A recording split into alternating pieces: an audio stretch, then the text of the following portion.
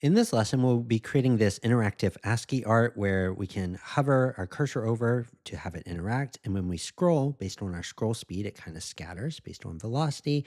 And we can just use that component in different places throughout the page with unique images each time. So to do this, we're using the canvas element. And with that canvas, it's just like a performant way to create animations. So instead of having to create hundreds and hundreds of little circle divs, which would slow down the performance of my site, I can just have them all drawn onto this canvas. Now, we can't open up the canvas and see anything inside it, but if you ever have like 3D scenes like Spline or Unicorn Studio, WebGL, all those different things are usually drawn onto a canvas like this, and we can easily create that canvas tag in Webflow and then upload an image to Claude of whatever design we're trying to create and have Claude make that design in the canvas. So that's what we're going to do today with this ASCII art example, and hopefully it gives you a good foundation for learning how to use the canvas in Webflow and some common sort of tricks you might run into when building it out. So to get started, I'll add in this prompt. I'm asking Claude to create a website that will use a PNG image on the page and turn it into ASCII art inside of a canvas. The canvas should have a transparent background, and the transparent parts of the image should not be converted to ASCII. The letters should react to my cursor and scatter when I move my mouse and return back to normal when the mouse stops moving. They should also scatter based on scroll velocity and return to normal when I stop scrolling. So the faster I scroll, the more the letters should spread out. Since no image was uploaded here, it's going to make it to where I can easily swap out my own image. And if we open this up, we can see exactly what it's doing in here. So underneath all these styles here, we have this button here where we can upload our own kind of image. And then that's a form field to upload. And then under that, we have the canvas, which is we can create with a custom element. And it's going to need this ID for targeting. And then right under that, it's adding all the JavaScript to actually make this interactive. And we'll be able to just copy this and kind of build it out in Webflow. But let's just see what it builds out for this part here. So if we just open this up, it just finished off the whole page. And so here's our file. So basically, it's not actually returning to normal when I stop moving my cursor. So that's one thing we do need to fix. If I upload my own image here, that works and that's cool. If I scroll down, it is scattering, but not quite enough on scroll. And if I check the responsiveness, it's not actually responsive. It's just cropping off parts of that image. So I'm going to write out some edits I want it to do. So I said, make it responsive. The art should fill as much of the canvas width and height as possible without getting cropped or stretched. Make all the characters one color. Use the font color set on my canvas so I can easily control that in Webflow. Make the art return to normal when I stop moving my cursor. Make the scroll velocity scatter the characters more than what it's doing currently. And then build out a UI with sliders where I can adjust the cursor settings and things like the return speed, the scroll settings, the image brightness and contrast, font size, and other things. So this has been one of my favorite tips for working with Claude recently is instead of going back and forth with it for forever, just saying, make the cursor smaller. No, not that small. Instead, we can just have it build out exact sliders where we can control these things visually and then screenshot those settings once we have it dialed in and tell Claude to use exactly those settings. And then it can just remove the UI once it's finished. So I think that's so cool is that now we can have really custom one-off UIs to edit specific things we're trying to do and have that built out in real time for us. So we can still edit things visually. And once it's finished, we'll be able to just have all that removed. So that's pretty much finished with the HTML. Just got to add in the JavaScript next. And here in Webflow, I have this ASCII wrap, and this has an aspect ratio and position relative. Inside of that, I'll add a custom element, and this is where I'm going to add my canvas. And in here, we're going to need some kind of ID on that canvas, so I'll add that there. I'll just give this a class of ASCII canvas, and I'll go ahead and set this to position absolute to cover the full width and height of its parent. So it needs 100% width, 100% height. And we're also going to have an image inside of here. This can have ASCII image and it can be position absolute as well, 100% width and height. And I'll go ahead and choose an image here. We'll go ahead and set it to contain so that it doesn't crop off parts of the image. I'll set it to eager load, and I'll disable responsiveness because otherwise Webflow will generate a unique URL for each size of that image. And we just want one URL that the image can easily, the JavaScript can pull. Now I do want the opacity to be hidden so that way we can actually just see the canvas. But inside of Webflow, I do want to show that image just so the client can easily see what image will be there.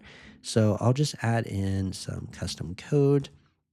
And we'll go ahead and just add a style here. And I'll say when we're inside of design mode, so that's this WF design mode, then I want to find the ASCII image inside. And I want to set its opacity to something like 0.3. So it's just really kind of subtle, but we can see what's going to be there. And that'll automatically go away whenever we preview. The image will be hidden. And then what I'll do is I'll select the entire wrap and I'll just turn that into a component called ASCII Art. And we'll go ahead and just create. And so now I can change out this image for each instance of it really easily. And we have all of the core elements we're going to need for this. So I'll let this finish up the JavaScript and then we can take a look at what it did. All right, so here it is. And so let me go ahead and just load my own image into this. And then I'll go ahead and open the settings. And so for the font size, I think if I make it a little bit smaller, we'll start to see more detail in it, which I think is what I want. And the color density, I think I might do something like this so we see more detail within it. The image brightness, well, maybe if we make it less bright and higher contrast potentially, just want to start to get more detail. And then the cutoff is just like the edges, how much we're cutting off. The cursor radius right now, it feels really big compared to the size of the image. So I might back that down just a little. And then the force, if I bump that way up, it's like super, like they're exploding. So let's maybe do a softer force. And that way it's just barely affecting it. Idle timeout, I think that's how long before it shrinks back down. So I want that to be, it's a smaller number faster. Yeah, I want it to be really fast before it shrinks back down. The scroll force. So right now it's a lot. So let's back that scroll force down. And I think that feels a little better, maybe even less than that. And then the decay, let's see if we increase that some. I think we might want to decrease it and that keeps it more contained. I think that's better. Multiplier we don't need. Return speed. So this is really what I want it to focus on is how fast before the characters return. And then if we have the friction up high, it kind of gets some weirdness going on. So if we back down the friction, it's more like flowy and smooth, I think. So I do want like a lower friction, probably a faster return speed. And when I do that, we can probably have a bigger cursor radius. So because all this stuff, like you adjust one setting and it affects another, that's why it's really tedious to do this manually with Claude. So I much rather have like a UI where I can like adjust these things and get a good feel for how I want it to work. And I think I might increase this some more. Where was it? The friction. It was somewhere over here. Oh, it's right here. I might increase that just a little bit more. And then maybe we can dial up the cursor radius a little more to have it affect more of it. I think that's okay. That's pretty good. I'll slow down the return speed and maybe increase the idle timeout just a little bit. Yeah, that's getting a much more dramatic sort of effect. Okay, so cool. So then what I can do is I'll just zoom out to where I can capture all of this, and then I'll just screenshot this, and I'll give these settings to Claude, and I'll say, just give it some instructions. So I'm telling it to use these settings from the screenshot as the default, remove the UI for adjusting settings, ensure the font color uses the font color I applied to the canvas instead of the one in the screenshot, remove the input for uploading images and pull the image from an image that's on the page and use a placeholder image for now. So that way there's just one image that's already on the page. We're not letting the website visitor upload their own kind of image. So it'll go ahead and just build all those settings out for me, and then we can work on getting that into Webflow. Okay, perfect. So now it has all of the default settings that I applied. That's looking great there. And if I head over to the code, this is where we get to pull this into Webflow. So I'll start with the closing script tagged here. That's all the JavaScript. And I'll scroll all the way up until I see the opening script tagged. That's part of this. So that would be this right here. So just copy that and then I'll head over to Webflow and I'll go ahead and add an embed. And then I'll go ahead and just add that little character I missed and then paste that in. So that's all of the script there and we'll save it.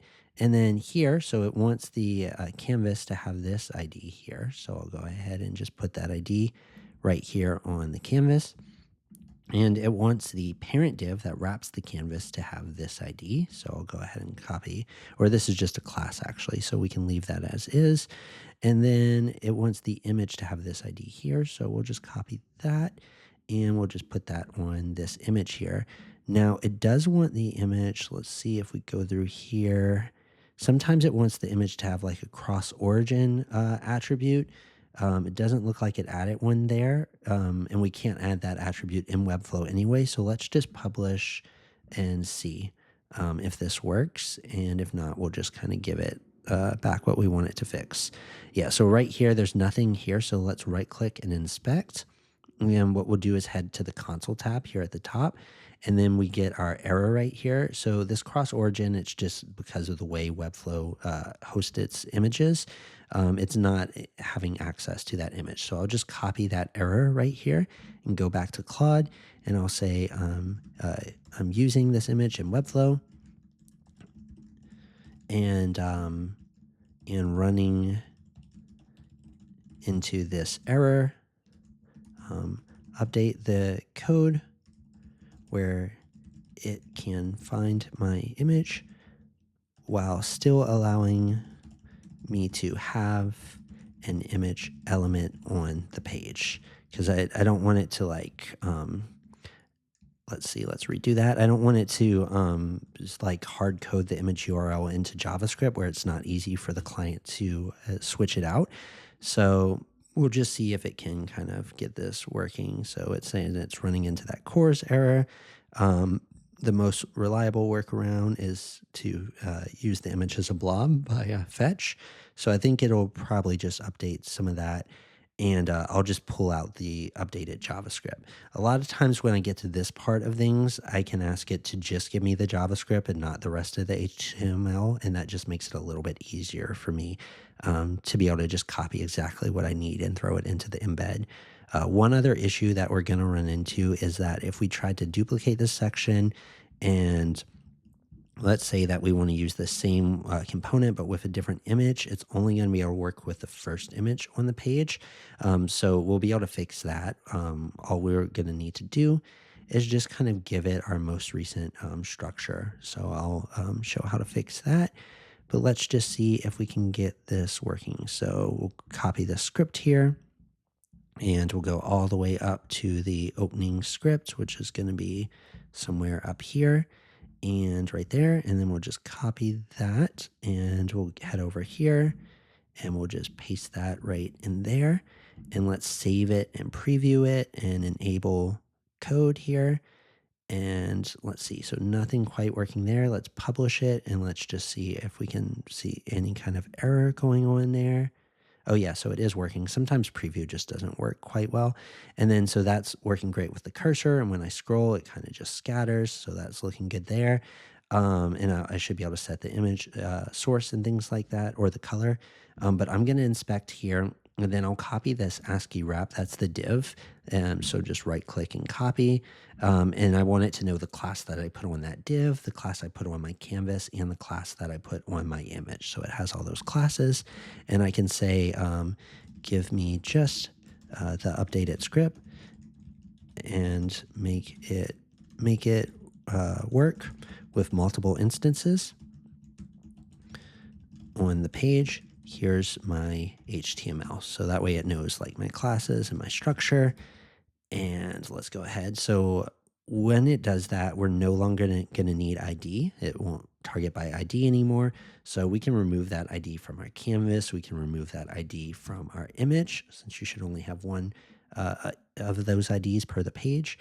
And it's just going to target by the class names instead. We could also give it data attributes if we prefer to have it target that way.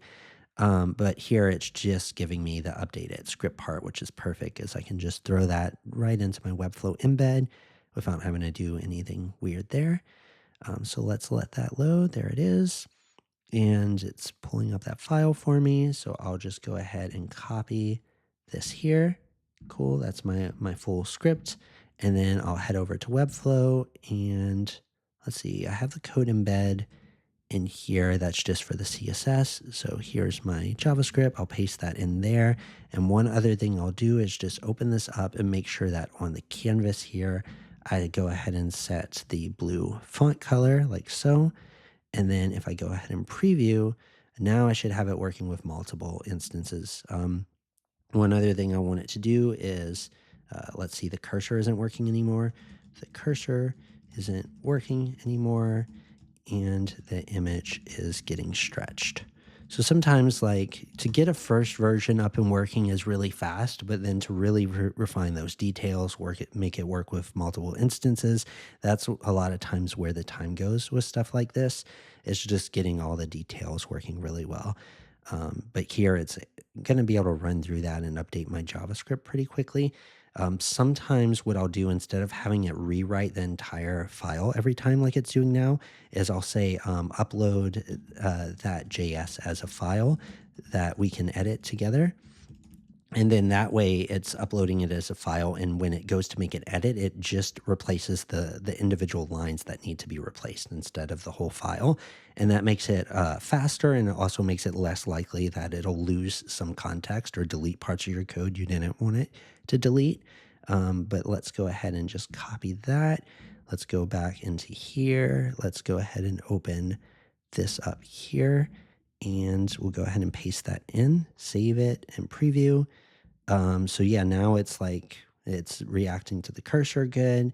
If we wanted to, we could convert this over to a custom element and we could add kind of like a style attribute here.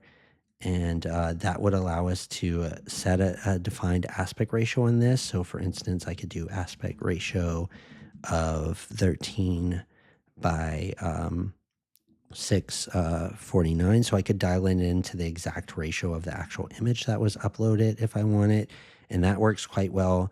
But I did want it to be able to work with any size. So I might get it to just update that JavaScript for me. Here we would want to do something like aspect ratio 999 by 1164. So that makes that one the right size. And that way none of those images are getting stretched. But overall, I think it's pretty good. I'll work on getting that responsiveness sorted, but I think this is a good point for now. So that's an overview of how to use the Canvas element in Webflow to build out some pretty cool interactive scenes working with Claude. And I hope this helps you with your own projects.